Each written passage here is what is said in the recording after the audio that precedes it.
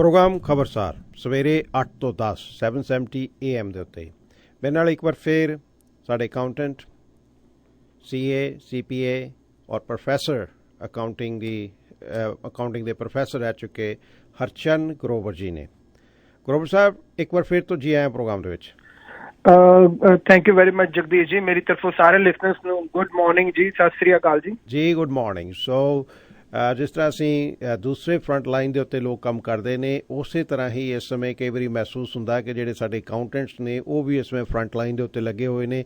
ਉਹ ਵੀ ਪੂਰੀ ਤਰ੍ਹਾਂ ਲੋਕਾਂ ਨੇ ਇਸ ਸਮੇਂ ਬਿਜ਼ੀ ਰੱਖੇ ਹੋਏ ਨੇ। ਉਹਨਾਂ ਦੇ ਵਿੱਚੋਂ ਇੱਕ ਤੁਸੀਂ ਹੋ ਜਿਹੜੇ ਲਗਾਤਾਰ ਲੋਕਾਂ ਦੀਆਂ ਕਾਲਸ ਅਤੇ ਲਗਾਤਾਰ ਲੋਕਾਂ ਦੇ ਆਨਸਰ ਦੇ ਰਹੇ ਹੋ ਕਿ ਕੀ ਹੋ ਰਿਹਾ ਹੈ ਔਰ ਕਿਵੇਂ ਤੁਸੀਂ ਵੱਖ-ਵੱਖ ਬੈਨੀਫਿਟਸ ਜਿਹੜੇ ਲੈ ਸਕਦੇ ਹੋ। ਔਰ ਬਾਕੀ ਐਨਾਲਿਸਿਸ ਆਪਾਂ ਬਾਅਦ 'ਚ ਕਰਾਂਗੇ। ਜਿਹੜੇ ਕੱਲ੍ਹ ਨਵੇਂ ਬਿਜ਼ਨਸਿਸ ਦੇ ਲਈ ਬੈਨੀਫਿਟਸ ਅਨਾਊਂਸ ਕੀਤੇ ਨੇ ਸਾਡੀ ਫੈਡਰਲ ਗਵਰਨਮੈਂਟ ਦੇ, ਉਹਨਾਂ ਦੇ ਉੱਤੇ ਮੋਟੀ ਨਿਗਾਹ ਮਾਰ ਦਿਓ ਅਤੇ ਦੱਸ ਦਿਓ ਕਿ ਕੌਣ ਹੁਣ ਐਲੀਜੀਬਲ ਹੋ ਸਕਦੇ ਨੇ।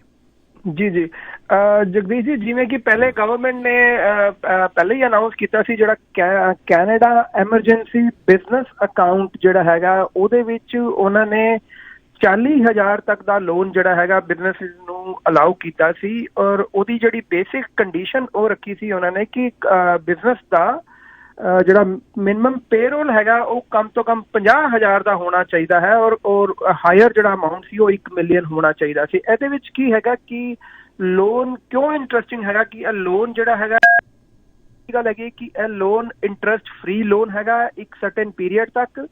ਔਰ ਦੂਜੀ ਗੱਲ ਇਹਦੀ ਜਿਹੜੀ ਮੇਨ ਬੈਨੀਫਿਟ ਸੀ ਕਿ ਇਹਦਾ 25% ਆਫ ਦਾ ਲੋਨ, ਯਾਨੀ ਅਗਰ 40,000 ਦਾ ਲੋਨ ਅਗਰ ਤੁਹਾਨੂੰ ਮਿਲਦਾ ਹੈ ਤੇ 40 ਚੋਂ 10,000 ਦਾ ਲੋਨ ਜਿਹੜਾ ਹੈਗਾ ਉਹ ਟੋਟਲੀ ਗਵਰਨਮੈਂਟ ਨੇ ਮਾਫ ਕਰ ਦੇਣਾ ਹੈ ਅਗਰ ਤੁਸੀਂ ਉਹਦੀ ਰੀਪੇਮੈਂਟ ਇੱਕ ਸਰਟਨ ਟਾਈਮ ਤੱਕ ਤੁਸੀਂ ਕਰ ਦਿੰਦੇ ਹੈਗੇ ਹੋ।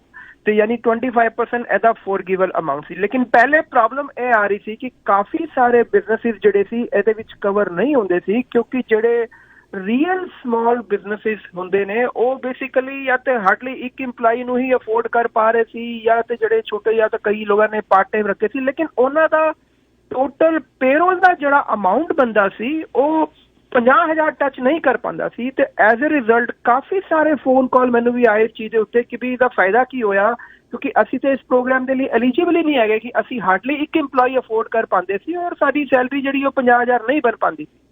ਤੇ ਗਵਰਨਮੈਂਟ ਨੇ ਕੱਲ ਕੀ ਕੀਤਾ ਹੈਗਾ, ਇੱਕ ਤੇ ਇਹ ਪ੍ਰੋਗਰਾਮ ਦੀ ਜਿਹੜਾ ਦਾਇਰਾ ਹੈਗਾ ਉਹ ਵਧਾ ਦਿੱਤਾ।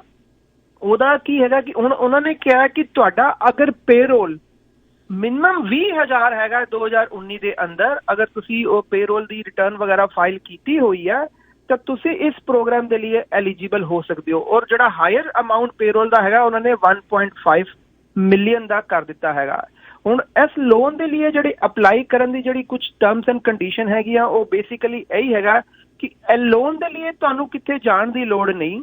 ਤੁਹਾਡੇ ਬੈਂਕ ਨੇ ਤੁਹਾਨੂੰ ਇੱਕ ਲਿੰਕ ਭੇਜਣਾ ਹੈ, ਉਹ ਲਿੰਕ ਦੇ ਥਰੂ ਤੁਸੀਂ ਅਪਲਾਈ ਕਰਨਾ ਹੈ। ਲੇਕਿਨ ਤੁਸੀਂ ਐਲੀਜੀਬਲ ਕਿਵੇਂ ਹੁੰਦੇ ਹੋ ਇਸ ਪ੍ਰੋਗਰਾਮ ਦੇ ਲਈ ਕਿ ਸਭ ਤੋਂ ਵੱਡੀ ਕੰਡੀਸ਼ਨ ਸਿਰਫ ਇਹੀ ਹੈਗੀ ਹੈ ਕਿ ਤੁਹਾਡਾ ਜਿਹੜਾ ਬਿਜ਼ਨਸ ਹੈਗਾ ਉਹ ਇੱਕ ਆਪਰੇਟਿੰਗ ਬਿਜ਼ਨਸ ਹੋਣਾ ਚਾਹੀਦਾ। ਯਾਨੀ ਅਗਰ ਤੁਸੀਂ ਕੋਈ ਹੋਲਡਿੰਗ ਕੰਪਨੀ ਹੈਗੀ ਹੈ ਤੁਹਾਡੀ ਔਰ ਤੁਸੀਂ ਕੋਈ ਇਨਵੈਸਟਮੈਂਟ ਕੰਪਨੀ ਬਣਾਈ ਹੋਈ ਹੈ ਤਾਂ ਇਹ ਲੋਨ ਉਸ ਪਰਪਜ਼ ਦੇ ਲਈ ਨਹੀਂ ਹੈਗਾ। ਦੂਜੀ ਜਿਹੜੀ ਗਵਰਨਮੈਂਟ ਨੇ ਰੱਖਿਆ ਕਿ ਤੁਹਾਡਾ ਫੈਡਰਲ ਟੈਕਸ ਰਜਿਸਟ੍ਰੇਸ਼ਨ ਹੋਣਾ ਜ਼ਰੂਰੀ ਹੈਗਾ, ਯਾਨੀ ਤੁਸੀਂ ਆਪਣੀ T2 ਜਿਹੜੀ ਹੈ ਉਹ ਫਾਈਲ ਕਰਦੇ ਹੋ। ਔਰ ਤੀਜੀ ਜਿਹੜੀ ਉਹਨਾਂ ਨੇ ਰੱਖਿਆ ਸੀ ਕਿ 20,000 ਤੋਂ 1 ਮਿਲੀਅਨ ਦੇ ਵਿਚਕਾਰ ਦਾ ਪੇਰੋਲ ਹੋਣਾ ਚਾਹੀਦਾ। ਤੁਹਾਡਾ ਐਕਟਿਵ ਬਿਜ਼ਨਸ ਚੈਕਿੰਗ ਜਾਂ ਆਪਰੇਟਿੰਗ ਅਕਾਊਂਟ ਹੋਣਾ ਚਾਹੀਦਾ ਹੈ 1 ਮਾਰਚ 2020 ਤੋਂ ਪਹਿਲੇ, ਯਾਨੀ ਅਗਰ 1 ਮਾਰਚ 20 ਤੋਂ ਪਹਿਲੇ। ਔਰ ਦੂਜੀ ਇੱਕ ਹੋਰ ਉਹਨਾਂ ਦੇ ਨਾਲ ਰੱਖੀ ਹੈ ਕਿ ਤੁਸੀਂ ਆਲਰੇਡੀ ਕਿਸੇ ਵੀ ਤਰੀਕੇ ਦੇ ਨਾਲ ਆਪਣੇ ਐਗਜ਼ਿਸਟਿੰਗ ਬੈਂਕ ਲੋਨ ਦੇ ਅੰਦਰ ਕੋਈ ਤੁਸੀਂ ਡਿਫਾਲਟ ਨਾ ਕੀਤਾ ਹੋਏ, ਯਾਨੀ ਕਿ ਤੁਸੀਂ ਕੋਈ ਅਮਾਊਂਟ ਤੁਹਾਡਾ ਆਲਰੇਡੀ ਅਰੀਅਰਸ ਵਿੱਚ ਨਾ ਹੋਏ 90 ਦਿਨ ਜਾਂ ਉਸ ਤੋਂ ਜ਼ਿਆਦਾ ਵਿੱਚ। ਅਗਰ 90 ਦਿਨ ਤੋਂ ਜ਼ਿਆਦਾ ਤੁਹਾਡਾ ਅਰੀਅਰਸ ਹੈਗਾ ਫਿਰ ਤੁਸੀਂ ਇਸ ਲੋਨ ਦੇ ਲਈ ਕੁਆਲੀਫਾਈ ਨਹੀਂ ਕਰ ਸਕਦੇ ਔਰ ਤੁਸੀਂ ਇੱਕ ਟਾਈਮ ਦੇ ਅੰਦਰ ਇੱਕੋ ਹੀ ਬੈਂਕ ਦੇ ਥਰੂ ਇਹਨੂੰ ਅਪਲਾਈ ਕਰਨਾ ਹੈ। ਤੁਸੀਂ ਇਹ ਨਹੀਂ ਕਹਿ ਸਕਦੇ ਕਿ ਮੈਂ 2 ਬੈਂਕਾਂ ਦੇ ਨਾਲ ਡੀਲ ਕਰਨਾ ਤੇ ਮੈਂ ਇੱਕ ਬੈਂਕ ਤੋਂ ਵੀ ਲੈ ਲਾਂ ਦੂਜੇ ਬੈਂਕ ਤੋਂ ਵੀ ਲੈ ਲਾਂ, ਐਸਾ ਨਹੀਂ ਹੋਏਗਾ। ਔਰ ਇਸ ਤੋਂ ਇਲਾਵਾ ਤੁਹਾਡੀ ਇੰਟੈਂਸ਼ਨ ਜਿਹੜੀ ਹੈਗੀ ਹੈ ਉਹ ਇਸ ਬਿਜ਼ਨਸ ਨੂੰ ਕੰਟੀਨਿਊ ਰੱਖਣ ਦੀ ਹੋਣੀ ਚਾਹੀਦੀ ਹੈ, ਜਾਂ ਤੁਹਾਡੀ ਤੁਸੀਂ ਇੰਟੈਂਸ਼ਨ ਜਿਹੜੀ ਹੈਗੀ ਹੈ ਉਸ ਬਿਜ਼ਨਸ ਨੂੰ ਦੁਬਾਰਾ ਰਿਜ਼ਿਊਮ ਯਾਨੀ ਆਪਰੇਸ਼ਨ ਵਿੱਚ ਲਿਆਉਣ ਦੀ ਹੋਣੀ ਚਾਹੀਦੀ ਹੈ, ਤਾਂ ਤੁਸੀਂ ਇਸ ਲੋਨ ਦੇ ਲਈ ਐਲੀਜੀਬਲ ਹੋ ਜਾਂਦੇ ਹੋ 40,000 ਦੇ ਲੋਨ ਦੇ ਲਈ। ਜੀ, ਔਰ ਇਹ ਤੋਂ ਇਲਾਵਾ ਇੱਕ ਜਿਹੜੀ ਰੈਂਟ ਦੀ ਗੱਲ ਆ ਰਹੀ ਹੈ ਉਹਦੇ ਬਾਰੇ ਚ ਕੀ ਚੇਂਜਸ ਨੇ ਕਿ ਰੈਂਟ ਨਹੀਂ ਦੇਣਾ ਜਾਂ ਰੈਂਟ ਦੇਣਾ ਹੈ ਬਿਜ਼ਨੈਸਿਸ ਦੇ ਲਈ? ਹਾਂਜੀ ਜਗਦੀਸ਼, ਕੱਲ ਇੱਕ ਹੋਰ ਅਨਾਉਂਸਮੈਂਟ ਇਸ ਤੋਂ ਇਲਾਵਾ ਗਵਰਨਮੈਂਟ ਨੇ ਕੀਤੀ ਸੀ, ਉਹ ਸੀ ਕਿ Canada emergency commercial rent assistance program ਦੇ ਅੰਦਰ ਉਹਦੇ ਵਿੱਚ ਕੀ ਹੋਇਆ ਕਿ ਹਾਲੇ ਗਵਰਨਮੈਂਟ ਨੇ ਪੂਰੀ ਡਿਟੇਲ ਤੇ ਨਹੀਂ ਦਿੱਤੀ ਉਹਦੇ ਬਾਰੇ, ਲੇਕਿਨ ਉਹ ਇਹ ਪ੍ਰਪੋਜ਼ ਕਰ ਰਹੇ ਨੇ ਕਿ ਇਹ ਜਿਹੜਾ ਕਿ ਲੋਨ ਹੁਣ ਅਸੀਂ ਹੁਣ ਬਿਜ਼ਨਸ ਨੂੰ ਦੇ ਰਹੇ ਨੇ 40,000 ਦਾ, ਔਰ ਇਸੇ ਤਰੀਕੇ ਦਾ ਇੱਕ ਪੈਟਰਨ ਉਹ ਬਣਾ ਰਹੇ ਨੇ ਕਿ ਜਿਹੜੇ ਕਮਰਸ਼ੀਅਲ ਪ੍ਰੋਪਰਟੀ ਓਨਰ ਹੈਗੇ ਨੇ ਉਹਨਾਂ ਦੇ ਲਈ ਇੱਕ ਰੈਂਟ ਅਸਿਸਟੈਂਸ ਪ੍ਰੋਗਰਾਮ ਰੱਖਿਆ ਉਹਨਾਂ ਨੇ, ਕਿ ਯਾਨੀ ਜਿਹੜੇ ਕਮਰਸ਼ੀਅਲ ਪ੍ਰੋਪਰਟੀ ਓਨਰ ਨੇ ਉਹਨਾਂ ਨੂੰ ਵੀ ਇੱਕ ਲੋਨ ਦੀ ਅਮਾਉਂਟ ਅਵੇਲੇਬਲ ਹੋਏਗੀ, ਔਰ ਉਹ ਲੋਨ ਦੀ ਅਮਾਉਂਟ ਤਦ ਅਵੇਲੇਬਲ ਹੋਏਗੀ ਜੇ ਉਹ ਆਪਣੇ ਟੈਨੈਂਟ ਦਾ ਅਪ੍ਰੈਲ, ਮਈ ਜਾਂ ਜੂਨ ਦਾ ਜਿਹੜਾ ਰੈਂਟ ਹੈਗਾ ਜਾਂ ਤੇ ਉਹ ਮਾਫ ਕਰ ਦਿੰਦੇ ਨੇ ਟੋਟਲੀ ਜਾਂ ਉਸ ਰੈਂਟ ਨੂੰ ਰਿਡਿਊਸ ਕਰ ਦਿੰਦੇ ਨੇ।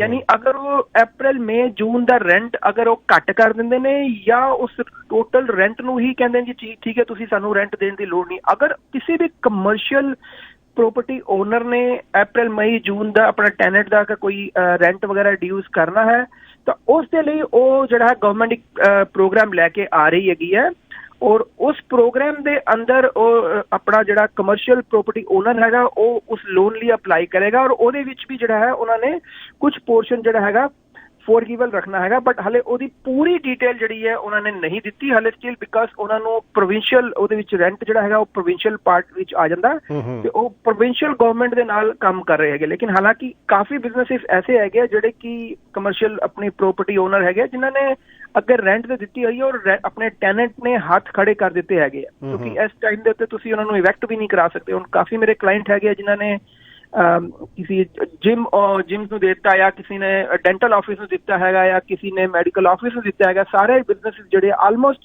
ਕਿਹਾ ਜਾ ਰਿਹਾ ਕਿ ਇਸ ਟਾਈਮ ਦੇ ਉੱਤੇ 80% ਆਫ ਦਾ ਸਮਾਲ ਬਿਜ਼ਨਸਿਸ ਜਾਂ ਤੇ ਪੂਰੀ ਤਰੀਕੇ ਨਾਲ ਬੰਦ ਨੇ ਜਾਂ ਉਹ ਪਾਰਸ਼ਲੀ ਬੰਦ ਹੈਗੇ ਜੀ। ਤੇ ਗਵਰਨਮੈਂਟ ਜਿਹੜਾ ਹੈਗਾ ਉਹ ਰੈਂਟ ਸਬਸਿਡੀ ਪ੍ਰੋਗਰਾਮ ਜਿਹੜਾ ਹੈਗਾ ਉਸ ਕਮਰਸ਼ੀਅਲ ਪ੍ਰੋਪਰਟੀ ਓਨਰ ਦੇ ਲਈ ਲੈ ਕੇ ਆ ਰਹੀ ਹੈ ਜੀ। ਸੋ ਪ੍ਰੋਪਰਟੀ ਓਨਰ ਭਾਵ ਲੈਂਡਲੋਰਡ ਦੇ ਲਈ ਇਹ ਪ੍ਰੋਗਰਾਮ ਆ, ਨਾ ਕਿ ਟੈਨੈਂਟ ਦੇ ਲਈ। ਸੋ ਟੈਨੈਂਟ ਨਹੀਂ ਇੱਕ ਐਕਸਪੈਕਟ ਕਰ ਸਕਦਾ ਕਿ ਮੈਨੂੰ ਗਵਰਨਮੈਂਟ ਪੈਸੇ ਦੇਊ ਤੇ ਮੈਂ ਅੱਗੇ ਆਪਣੇ ਜਿਹੜੀ ਲੈਂਡਲੋਰਡ ਆ ਉਹਨੂੰ ਦੇਵਾਂਗਾ। ਸੋ ਲੈਂਡਲੋਰਡ ਅਪਲਾਈ ਕਰੂਗਾ, ਲੈਂਡਲੋਰਡ ਤੁਹਾਡਾ ਰਿਡਿਊਸ ਕਰ ਸਕਦਾ ਜੇ ਤੁਸੀਂ ਲੈਂਡਲੋਰਡ ਨੂੰ ਰਿਕੁਐਸਟ ਕਰ ਦਿਓ ਵੀ ਅਪਲਾਈ ਕਰੋ ਇਸ ਰੈਂਟ ਦੇ ਲਈ। ਜੀ ਇਹਦੇ ਵਿੱਚ ਲੋਨ ਜਿਹੜਾ ਹੈਗਾ ਉਹ ਓਨਰ ਨੂੰ ਮਿਲਣਾ ਹੈਗਾ, ਔਰ ਉਹਦੀ ਕੰਡੀਸ਼ਨ ਇਹ ਰਹਿਣੀ ਹੈ ਕਿ ਓਨਰ ਨੇ ਆਪਣੇ ਟੈਨੈਂਟ ਦੇ ਨਾਲ ਉਸ ਐਗਰੀਮੈਂਟ ਦੇ ਉੱਤੇ ਕੰਮ ਕੀਤਾ ਹੈ ਕਿ ਜਿਹਦੇ ਵਿੱਚ ਕਿ ਉਹ ਟੈਨੈਂਟ ਦਾ ਰੈਂਟ ਜਾਂ ਤੇ ਪੂਰੀ ਤਰੀਕੇ ਨਾਲ ਮਾਫ ਕਰ ਦਿੱਤਾ ਜਾਏਗਾ ਜਾਂ ਉਸ ਰੈਂਟ ਨੂੰ ਰਿਡਿਊਸ ਕਰ ਦਿੱਤਾ ਜਾਏਗਾ, ਮਤਲਬ ਡੈਫਰ ਨਹੀਂ ਕਰਨਾ ਇਹਦੇ ਵਿੱਚ। ਅਗਰ ਤੁਸੀਂ ਕਹੋ ਜੀ ਚਲੋ ਅਪ੍ਰੈਲ ਦਾ ਰੈਂਟ ਤੁਸੀਂ ਮੈਨੂੰ 6 ਮਹੀਨੇ ਵਿੱਚ ਦੇ ਦਿਓ ਜਾਂ ਤੁਸੀਂ ਮੈਨੂੰ ਅਗਲੇ ਜੁਲਾਈ ਵਿੱਚ ਦੇ ਦੇਣਾ, ਅਗਰ ਉਹ ਸਿਚੁਏਸ਼ਨ ਹੈਗੀ ਹੈ ਤਾਂ ਉਹ ਲੋਨ ਦੇ ਲਈ ਐਲੀਜੀਬਲ ਨਹੀਂ ਹੋਏਗਾ ਓਨਰ। ਲੇਕਿਨ ਰੈਂਟ ਤੁਹਾਡਾ ਪੁਆਇੰਟ ਬਿਲਕੁਲ 100% ਠੀਕ ਹੈਗਾ ਕਿ ਲੋਨ ਜਿਹੜਾ ਹੈਗਾ ਅਮਾਊਂਟ ਆਫ ਅਸਿਸਟੈਂਸ ਜਿਹੜੀ ਹੈ ਉਹ ਓਨਰ ਨੂੰ ਮਿਲਣੀ ਹੈ, ਨਾ ਕਿ ਟੈਨੈਂਟ ਨੂੰ ਮਿਲਣੀ ਹੈ। ਔਰ ਓਨਰ ਨੂੰ ਕਦੀ ਕੁਆਲੀਫਾਈ ਕੀਤਾ ਜਾਏਗਾ ਜੇ ਉਹ ਟੈਨੈਂਟ ਨੂੰ ਆਲਰੇਡੀ ਐਗਰੀ ਕਰ ਚੁੱਕਿਆ ਹੋਏਗਾ ਜਾਂ ਉਹਦੇ ਨਾਲ ਐਗਰੀਮੈਂਟ ਕੀਤਾ ਹੋਏਗਾ। ਤੇ ਇਹ ਸਿਰਫ ਕਮਰਸ਼ੀਅਲ ਦੇ ਲਈ ਹੈ, ਬਿਜ਼ਨੈਸਿਸ ਦੇ ਲਈ ਹੈ, ਰੈਜ਼ੀਡੈਂਸ਼ੀਅਲ ਦੇ ਲਈ ਇਹਦੇ ਚ ਕੋਈ ਨਹੀਂ ਹੈਗਾ?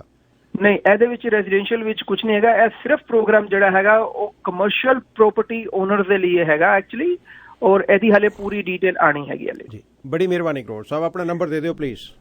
ਜੀ ਮੇਰਾ ਨੰਬਰ ਹੈ ਜੀ 9052470193 905-247-0193 ਜੀ। 905-247-0193 ਦੇ ਉੱਤੇ ਕਾਲ ਕਰ ਲਿਓ ਤਾਂ ਭਾਵੇਂ ਤੁਸੀਂ ਪਰਸਨਲ ਆਪਣੇ ਅਕਾਊਂਟਿੰਗ ਦੇ ਲਈ ਗੱਲਬਾਤ ਕਰਨੀ ਹੈ ਜਾਂ ਫਿਰ ਆਪਣੇ ਕਮਰਸ਼ੀਅਲ ਜਾਂ ਬਿਜ਼ਨਸ ਦੇ ਲਈ, ਇਹ ਇਹਨਾਂ ਦਾ ਨੰਬਰ ਹੈ। ਇਸ ਨੰਬਰ ਤੇ ਕਾਲ ਕਰ ਸਕਦੇ ਹੋ। ਹਰਚਰਨ ਗਰੋਵਰ CPA CA ਅਗਰ ਤੁਸੀਂ ਆਨਲਾਈਨ ਜਾ ਕੇ ਗੂਗਲ ਤੇ ਸਰਚ ਕਰੋਗੇ ਪੂਰਾ ਇਹਨਾਂ ਦਾ ਟ੍ਰੈਨਮੇਟ ਦੇ ਉੱਤੇ ਜਿਹੜਾ ਆਫਿਸ ਆ ਉਸ ਦਾ ਵੀ ਐਡਰੈਸ ਆ ਜਾਵੇਗਾ। ਔਰ ਬੜੀ ਮਿਹਰਬਾਨੀ। ਔਰ ਇੱਥੇ ਪੜ੍ਹਾਉਂਦੇ ਰਹੇ ਨੇ ਇਹ ਗਰੋਵਰ ਸਾਹਿਬ ਯੂਨੀਵਰਸਿਟੀ ਪੜ੍ਹਾਉਂਦੇ, ਕਾਲਜ ਪੜ੍ਹਾਉਂਦੇ ਸੀਗੇ ਤੁਸੀਂ ਇੱਥੇ ਅਕਾਊਂਟਿੰਗ? ਮੈਂ ਪ੍ਰੋਫੈਸ਼ਨਲ ਕੋਰਸਿਸ ਜਿਹੜੇ ਹੈਗੇ ਉਹ ਪੜ੍ਹਾਏ ਹੈਗੇ ਜੀ। ਮੈਂ ਅੱਜ ਦੀ ਡੇਟ ਵਿੱਚ ਵੀ ਲਾਸਟ ਟਾਈਮ ਤੱਕ ਵੀ CPA ਦੇ ਅੰਦਰ ਵੀ ਜਿਹੜਾ ਟੈਕਸ ਦਾ ਕੋਰਸ ਹੈਗਾ ਮੈਂ ਉਹਦੇ ਵਿੱਚ ਫੈਸਿਲਿਟੇਸ਼ਨ ਕਰਦਾ ਹਾਂ ਜੀ ਹਾਲੇ ਵੀ। ਤੇ ਉਸ ਤੋਂ ਪਹਿਲੇ ਮੈਂ ਕਮ ਸੇ ਕਮ 10 ਸਾਲ ਜਿਹੜਾ ਹੈਗਾ ਮੈਂ ਆਪਣੇ ਪ੍ਰੋਫੈਸ਼ਨਲ ਕੋਰਸਿਸ ਜਿਹੜੇ ਹੈਗੇ ਆ ਜਿਹਨੂੰ ਕੋਰਸਿਸ ਕਰਕੇ ਆਪਣੇ ਜਿਹੜਾ ਡੈਜ਼ਿਗਨੇਸ਼ਨ ਜਿਹੜਾ CGA ਦਾ ਡੈਜ਼ਿਗਨੇਸ਼ਨ ਹੈਗਾ ਉਹ ਅਟੇਨ ਕਰੀਦਾ ਤੇ ਉਹਦੇ ਲਈ ਮੈਂ ਕਾਫੀ ਮਤਲਬ ਕਿ ਉਹ ਕਰਵਾਇਆ ਜੀ। ਬੜੀ ਮਿਹਰਬਾਨੀ ਜੀ, thank you so much. Thank you very much. Program ਖਬਰ ਸਵੇਰੇ 8 ਤੋਂ 10।